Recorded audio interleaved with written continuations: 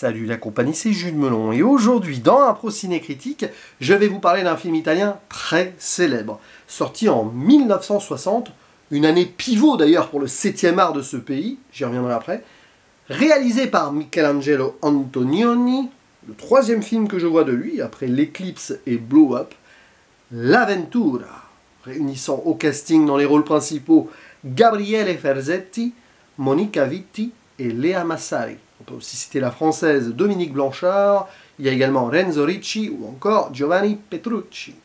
Alors, il s'agit ici du début d'une trilogie non officielle qui sera conclue par l'Éclipse, où Antonioni ouvre les perspectives, les horizons de son cinéma, dans tous les sens du terme, délaissant par exemple le néoréalisme.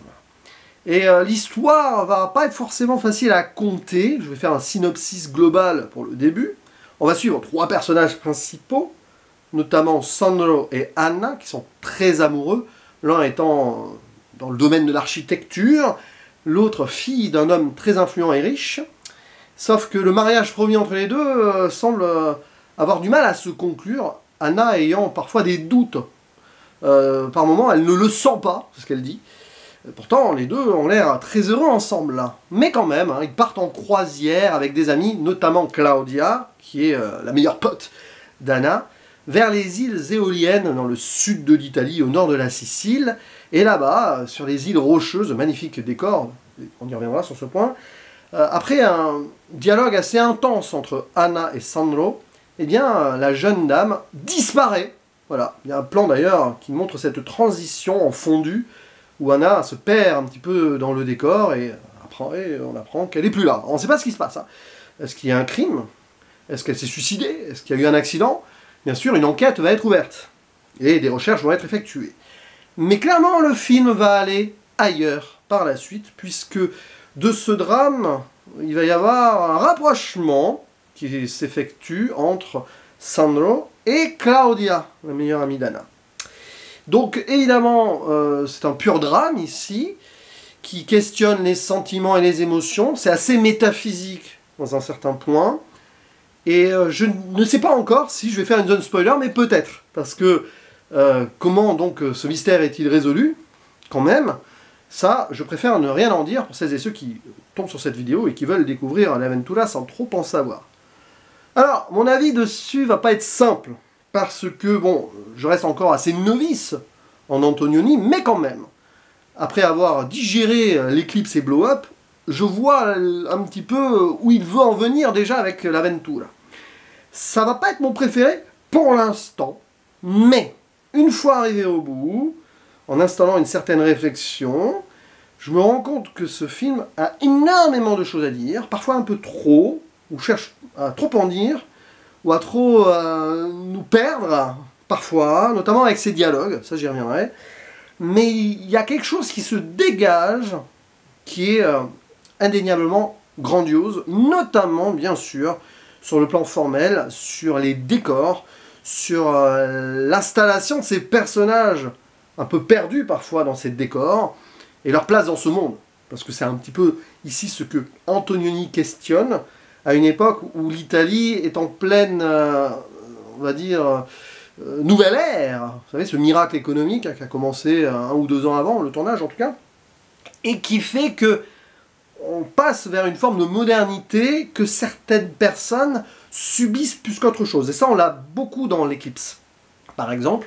Et ici, tu as ce balbutiement, puisque dès le début, on voit des gens qui viennent du nord de l'Italie, hein, grosso modo, qui sont plutôt aisés, hein, bourgeois, voire riches, et qui vont aller vers le sud vivre une aventure qui va les changer et les remettre dans une autre perspective de cette Italie encore très tiraillée, donc comme les personnages ici, mais autrement, entre le côté, on va dire, ancestral, tradition, pour ça qu'on visite des ruines, des clochers un petit peu anciens, le sud de l'Italie, quoi, hein, qui représente le passé, et donc leur statut social qui est plus donc nordiste, entre guillemets, qui leur a permis de gravir les échelons et d'être vraiment bien nantis, quoi.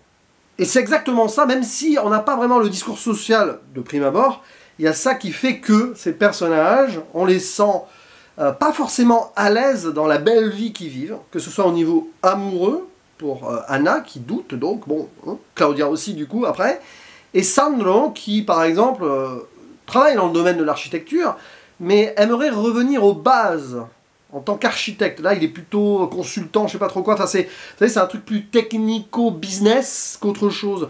Et quand justement il visite ces endroits dans le sud, il regrette certains choix. D'ailleurs, à un moment, il y a une scène avec un étudiant qui est encore un petit peu innocent, qui dessine des plans et tout, et lui, bah, c'est ce qu'il voulait faire, mais il fait autre chose. Parce que bah, la vie l'a mené ailleurs, par rapport à ce boom économique. Ça, c'est intéressant. Et au-delà donc de ça, évidemment, on a des personnages qui ont du mal à s'installer dans cette Italie, et qui se perdent dans les décors volontairement, en voyageant vers les sources de cette Italie. Et bien sûr, les gens vont se croiser, vont être ensemble et tout, et certains sentiments amoureux, émotionnels vont vivre ou se questionner, et derrière, ben, il se passe ce qui se passe. Ça va donc au-delà de l'intrigue même, de cette disparition, même de ce rapprochement entre Sandro et Claudia, pendant que Anna n'est plus là. Et évidemment, tu sens tous les dilemmes derrière, portés donc tout cela par des très bonnes acteurs-actrices, notamment Monica Vitti, qui, en plus, voilà, avec son magnétisme, se place dans le cadre de la caméra tout le temps, parfois un petit peu justement détachée, mais quand elle se rapproche, enfin, on sent justement qu'elle est entre deux eaux, elle est un peu en mode errance, mais pas vraiment. Et c'est un petit peu le seul souci du film que j'ai ressenti au premier visionnage, c'est que on part parfois dans une forme d'abstraction métaphysique. Clairement, c'est un peu le style Antonioni qui s'installe là, avec Panorama. Hein. Je crois que c'est la première fois qu'il utilise vraiment le truc panoramique qu'il ouvre, voilà, ses perspectives cinématographiques, qui sort donc du néo-réalisme, clairement, hein, parce que là, à certains moments, on est plus dans la psychologie des personnages que vraiment d'où ils viennent et ce qu'ils font en interaction avec des gens, même s'il y a beaucoup d'interactions avec des personnages très secondaires, bon, pour montrer que ça fourmille, hein, c'est ça, cette Italie de l'époque. Mais du coup, il entre quelque part ici et il assume son, on va dire, son appétit, son appétence, plutôt, pour d'autres formes artistiques. Alors dans l'Éclipse, c'est l'architecture, mais ici on le voit déjà. Une architecture plus moderne dans l'Éclipse. Là justement, hein, cette idée à la fin de retrouver ces ruines ou ce clocher, etc. Mais il y a aussi la peinture. On est vraiment dans de la peinture plus ou moins métaphysique, là. Il y a un peintre italien qui est mentionné plus ou moins sur certains plans de paysages. Alors j'ai pas le nom sous les yeux, désolé. Hein. Chirico peut-être Chirico. Non, pas confondre avec Kirikou, hein, évidemment, je vous vois faire la blague chez vous. Et oui, j'ai pas le nom sous les yeux, mais j'ai vu certains plans de tableau, désolé, j'ai pas pris les notes. Alors, c'est un peu cinécritique. Hein, voilà. Je vous laisse chercher, du coup. Cherchez peintre italien, Laventula, et vous aurez le nom. Je crois que c'est Chirico. Hein. Bref, si je dis des bêtises, c'est de ma faute. J'avais qu'à chercher et noter ça quelque part avant. Mais je ne note rien sur un ciné critique. J'ai Wikipédia sous les yeux, mais là, j'ai beau chercher, j'ai pas le truc qui tombe directement. Bref, il y a ça. L'aspect donc pictural.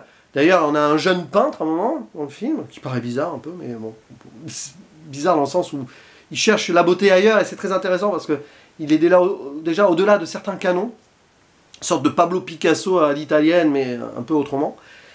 Donc, Antonioni, justement, pour moi, c'est un film de paysage aussi, c'est un film spatial avant tout, et ces personnages qui sont là et qui essayent de trouver leur place au sens global.